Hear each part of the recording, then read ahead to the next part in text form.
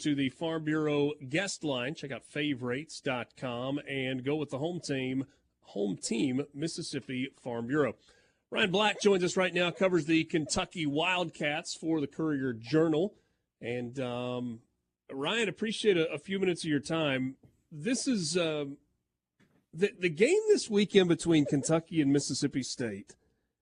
So it's a series where the home team has dominated for a really long time, and it hasn't seemed to matter what the records are, but things have really gone south in Starkville, and things aren't nearly as rosy as they were in Lexington just a couple of weeks ago. So what gives this Saturday? Well, yeah, thanks for having me on.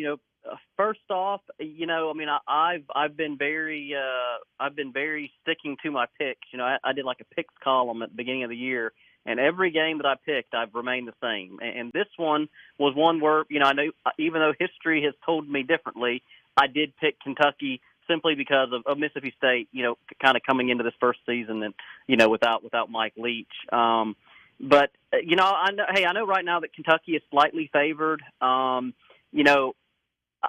I would not at all be surprised, obviously, if Mississippi State wins. But I think the fact that even though Kentucky didn't win last week, that they had their best game offensively, at least through the air. And I know that's an area where Mississippi State struggled a little bit this season. So I think, push comes to shove and you ask me for a pick, I think Kentucky's going to win Saturday. But I certainly won't be surprised if they lose their seventh straight in Starkville either.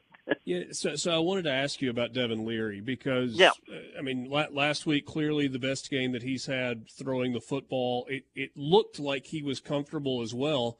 And, in fact, I think there's an argument to be made that both Leary and Milton played their best games of the season and kind of looked the best at the quarterback spot. What was different for Devin Leary and for the Kentucky offense last week? To me, even though Leary and the coaches, they've said that, he was healthy this whole time and this, that, and the other.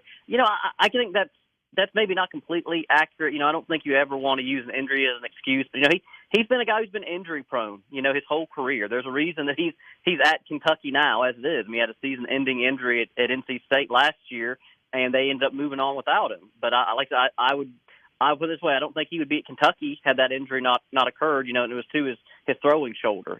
Which to a quarterback is pretty doggone important. Part of your arsenal when you're throwing the ball. If you put that part aside, what I would also say that I thought really helped last week was there were times in these previous games with Leary this year where it seems like he would get the ball and he would think way too much about where it needs to go. And last week it was just like, hey, if you watched that game, you saw he was getting the ball out. Almost as quickly as he was getting the snap. And so I think they kind of streamlined things slightly during that bye week, maybe made things a little less, wordy and complicated in terms of the terminology, and that really helped him a lot. But in the same game there, Ryan, Ray Davis, who's been so good for Kentucky this year, wasn't his usual self against Tennessee. What does Kentucky have to do to be more balanced and to get big games out of both Leary and Davis? Well, I would say that to do that, they need to be able to basically establish – I know it sounds kind of counterintuitive. They need to establish the pass early because, it was something that was being talked about yesterday when we met with Liam Cohen and offensive players was the very first play of the game for Tennessee's defense. They basically had 9 in the box and basically said, okay, well, Ray Davis might be the leading rusher in the SEC, but we're going to see if Kentucky can throw the ball. And so I think that kind of gave any future teams a blueprint that, like, hey, make Kentucky pass the ball. And so I think that's why, to be able to get a balanced effort from both the run and the pass, Kentucky needs to come out firing, passing the ball, and then that should open up running lanes where, teams just can't stuff the box against Ray Davis. Is it that simple with kind of defensive scheme and saying we are taking away the run? Watching Ray Davis throughout the course of this season, as big as he is, you almost get a little surprised with his ability to run away from people. It's been really, really good so far. Yeah, and I think another thing that we didn't touch on with him is he's been such an incredibly gifted pass catcher as well. He actually leads the team in touchdown receptions this year with 5. So, I think that's the thing is that even these games where he hasn't had, quote-unquote, a great rushing day, he's usually also found ways to contribute in the passing game. So I guess that's the thing. He's not a running back where you say, okay, well, if we shut him down running the ball, we've completely taken him out of the game plan because he's been such a big part of Kentucky's passing game this fall. Where's the mindset right now, Ryan, for Kentucky fans? So the Georgia game, okay, splash cold water on it. But to me, the Missouri loss was the one that was kind of sobering, where Missouri just pounded Kentucky in that ball game. And then last week it was like, okay, maybe it kind of came back a little bit and they played well. Where are the fans right now? Well, obviously the Georgia loss was a very sobering one because, obviously, Kentucky was not given a lot of chance to win that game, but I think the fan base at least expected that, hey, Kentucky's going to make it competitive. They're going to acquit themselves well, and that obviously did not happen when you get beat 51-13. The Missouri game, as you mentioned, was a much bigger shock because that game was so similar to the Florida game in that Kentucky got out to a quick start. Ray Davis looked like he might have another 250-yard rushing game after going up 14-0, and then the script just flipped, and Missouri came back, and Kentucky had no answers. No answers. Got outscored 38-7 in the final three quarters, and I think that was a game where we'd heard all off season that last season they did not respond well to adversity. Well, that was the first real bout of adversity this year, and they did not respond well. And then, the Tennessee game, that's one of those games where Kentucky fans have been conditioned to lose that game. They've only won that 4 times, I believe, since 1980. So they kind of expect that, more often than not, Tennessee is going to have their number.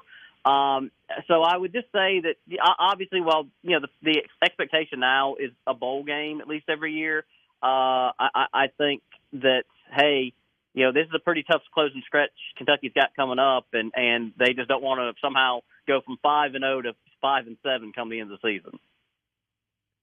We sort of thought Kentucky had established this identity after the Florida game of this really physical, punch you in the mouth team, and I was looking forward to that game with Georgia to see how they would react. These last 3 games, they haven't looked like a Mark Stoops coach team. They haven't had that physicality and that edge that they normally play with. Is that something you're noticing as well? And what does Stoops have to say about the way his team has played in these 3 games?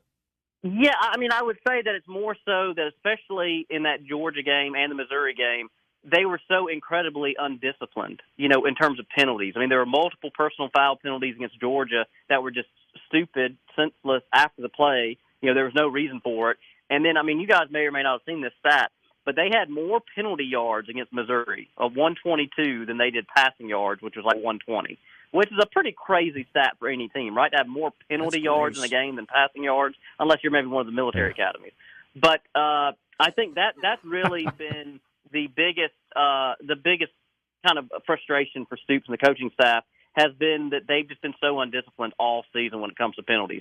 Now, last week they only had 4 penalties for 21 yards against Tennessee, so that kind of was viewed as a step in the right direction.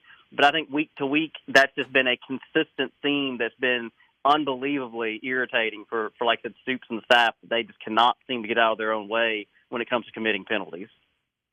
Ryan, you said a second ago that Ray Davis with the 5 touchdown catches leads the team. Yep. I thought the trio of Berrien Brown and Robinson and Dane Key coming into this year was maybe one of the better trios of receivers in the SEC. Have those guys been good enough? Well, I guess relative to expectations, no. To put it pretty plainly.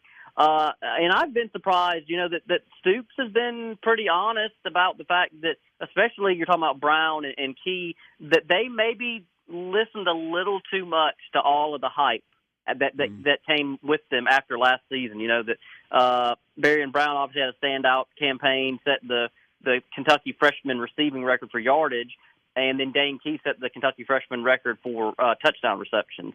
And I guess all off season, that's all anyone wanted to talk about was, man, Kentucky has two sophomores, who might be among the better receivers in the SEC. And again, as you kind of mentioned, they've not really quite lived up to that this season. Key just came off his best game, not just of this season, but of his career in terms of catches and yards. Robinson's a little bit of a different story because, he was the guy who came in last season and was supposed to be, maybe not replacing Wan'Dale Robinson, because that's a little unfair to put on one guy, but he was supposed to help lessen the blow of that. And he got off to a great start in non-conference play, and then once they got to SEC games, he completely disappeared. And it's kind of been a little bit of the same story with him again this season so far. Obviously he's still got, a few more games to salvage that. But, yeah, there's no question that that Kentucky really thought that the receiving core was going to be much stronger, and they just have not performed relative to expectations so far. Ryan, really appreciate your time. Ryan Black covers Kentucky for the Courier-Journal. Thanks so much. We'll catch up again.